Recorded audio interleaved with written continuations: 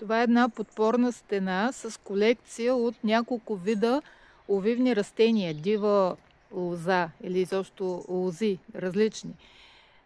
Това е едната лоза, дива лоза, така наречената петделна, защото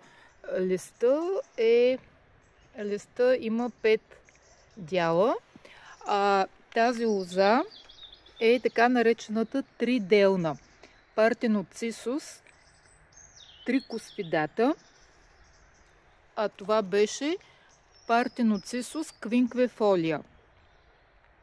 Това са двата вида дива лоза, които се използват за озеленяване и оформяне на подпорни стени. Ето виждате как изглежда, въпреки че сега е началото, т.е. средата дори на ноември.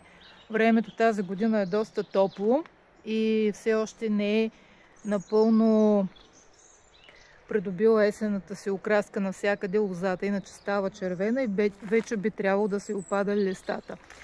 Ето как изглежда след опадване на листата. Остава тази мрежа така от клонките. Декоративни са също плодчетата.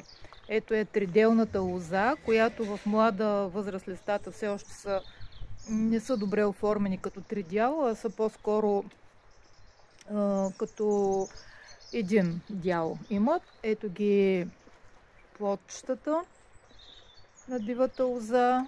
Ето ги плодчетата отново. Малко са прашни, но тук има наблизо строеж. Това са плодчетата.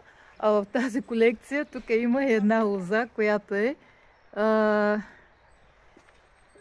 такава лоза, всъщност лоза, Vitis vinifera, някакъв сорт. И аз не знам какъв. Тук продължава също смесена с дивата лоза.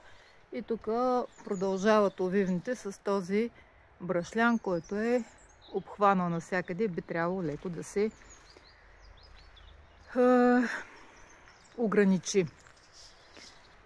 Това беше за лозичките и дивата лоза е много добър вариант за оформяне на подпорните стени.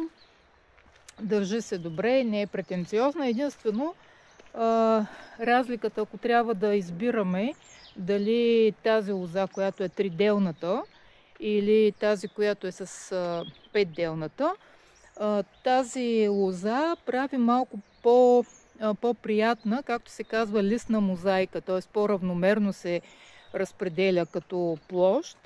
Самите листа заемат по-добра позиция, по-равномерно изглеждат, докато тази лоза е малко по-разпръсната, има такава по-неоформена изглежда, но също е красива. Така или иначе едната и другата трябва периодично да се подрязват, да се оформят, да се направляват, за да изглеждат добре. Това беше. Използвайте дивата лоза, интересно и хубаво растение.